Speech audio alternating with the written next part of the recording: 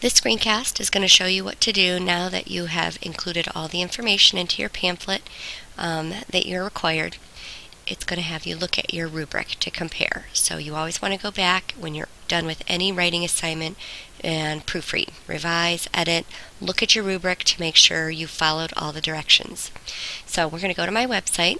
You should have this pamphlet in your binder, but if we go to the 7 Wonders page, here's the directions and rubric that I passed out at the very beginning of the project, the introduction, and then on the second page, the rubric. And some of this you've already done. You do need to make sure that you have shared on Google Docs all of your research charts, your works cited, and your pamphlet by next Wednesday. You will also have to turn in the pre-write and the printed research chart that you did.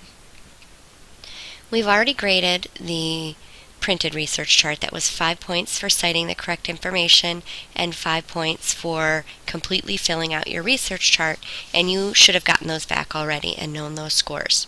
So what we're going to do now is look at the rest of this.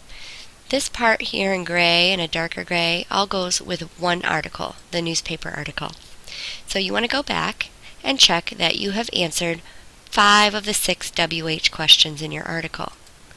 The who, I see my who, Pharaoh Khufu. The what, building this great monument. The where in Egypt. The why was to honor his own death. How talks about the slaves that did it. Where else did I have something in there that might be a how? How long it took him to complete it. Okay, how people reacted to it being built. So I've got enough information in there. I would say this should be at least 6 or 7 sentences, depending on the length of your sentences. In 7th grade, we don't write 4, 5, 6 word sentences. We want some description, and that is part of the requirement when we look down here at varied sentence structure as well. So I would say I've got all the information in there that I need. The next requirement was that you have an expert or eyewitness quote. Whenever you read a news article, you'll always see that reporters go out and gain information from bystanders, somebody who has been there, somebody who witnessed the event. And so mine, I made up that Khufu himself was available for comment after the unveiling ceremony, stating, "The Sphinx at the entrance of the pyramid is a great addition to my final resting place." That quote of information about the Sphinx being there is also one of my researched facts. So I was able to do 2 things at one time. I got my researched fact in there, and I've also got my eyewitness quote. And if you need to check punctuation, you can always go look at my flyer. It's shared there for you as well. You put your comma after who's speaking, put your quote, period goes inside of the quote. And then my 3 parenthetical documentations with correct information and punctuation. This is where I'll be looking at your works cited and your research chart and comparing that this somewhere in this sentence there's a fact that matches your research chart and that you have cited it correctly. So I've got 1, 2, 3 facts in that one. So that looks pretty good according to my rubric. The next part's in a lighter gray. This is my placed paragraph. The first thing I need is a developed paragraph with a proposition and 3 supporting details explained. So let's go look at that. My proposition or claim was that the Great Pyramid is deserving of its title as a wonder of the world. I can very clearly see where my 3 pieces of evidence came because I've got, first of all, as a transition, I state my fact. I put parenthetical documentation in there to show it, and then I explain that fact with another piece of information. Then I go down to secondly. That's my second piece of evidence to support my claim.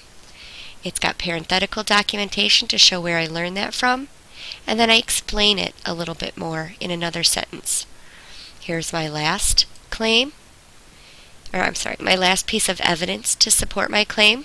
It's got parenthetical documentation to show where it came from, and then I went on to explain it, and then I ended with a concluding statement. So it looks like I've got all the requirements for this part. And I already went through and I looked at my parenthetical citations as I was looking at my supporting details.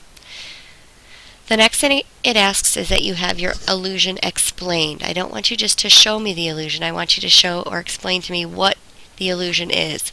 If it's in a song title, if it's in a advertisement for some product. Mine was in a novel.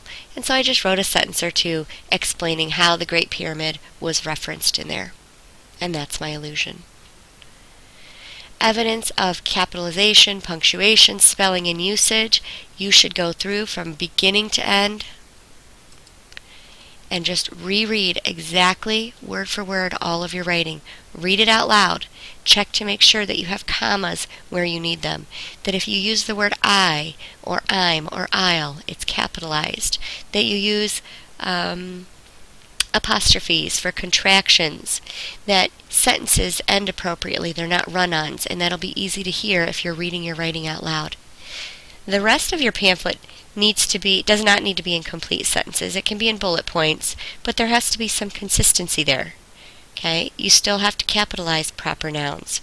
You still have to spell words correctly. So go through and just make sure that it says everything that you need it to say. I can see I need to work a little bit on my spacing here. I'm not sure how I'll do that quite yet.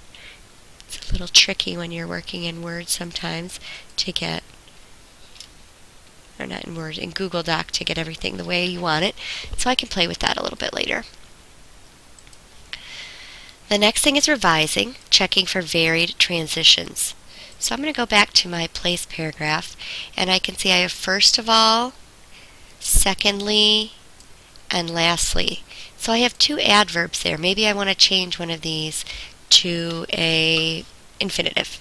So I'm going to go ahead and do that. To conclude, the pyramid is a mystery of precision. So now I've got one with a prepositional phrase, I've got one with an adverb, and now I've got an infinitive. What I don't want to see is first, next, then, first, second, third. We are beyond that. You're able to come up with lots of different ways to transition.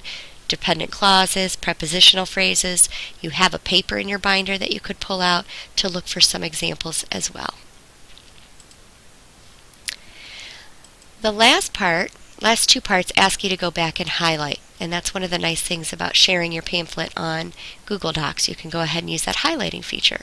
So I'm asking you to find 6 varied sentences, 6 different types of varied sentences in here, and we could also add complex, because we've talked about complex. When we introduced this project, we hadn't yet talked about complex sentences.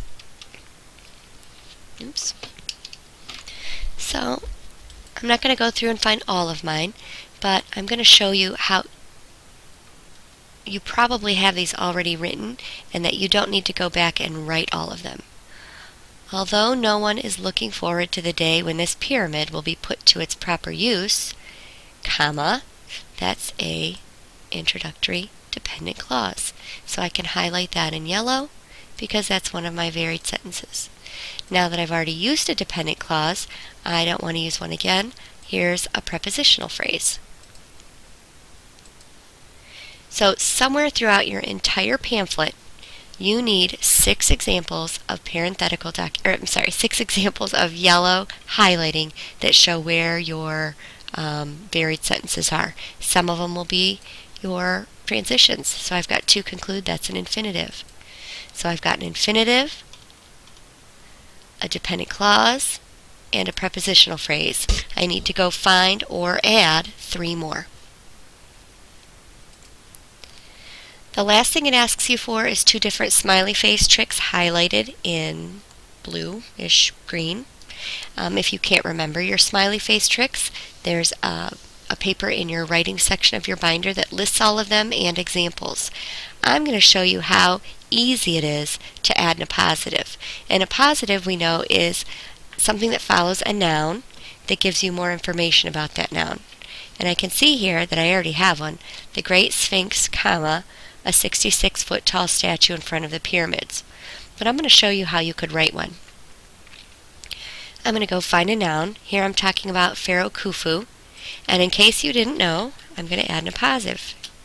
Pharaoh Khufu, comma, one of, oops, I don't want to capitalize that, one of the most powerful rulers of ancient Egypt, comma, finished construction on the greatest monument ever built. So since that's my positive, I'm going to go back and highlight it in aqua. And now I just need to go find or write another one so that I have two smiley face tricks highlighted in teal or aqua or whatever that color is. Okay, so hopefully these screencasts will help you a little bit as you're wrapping up your project.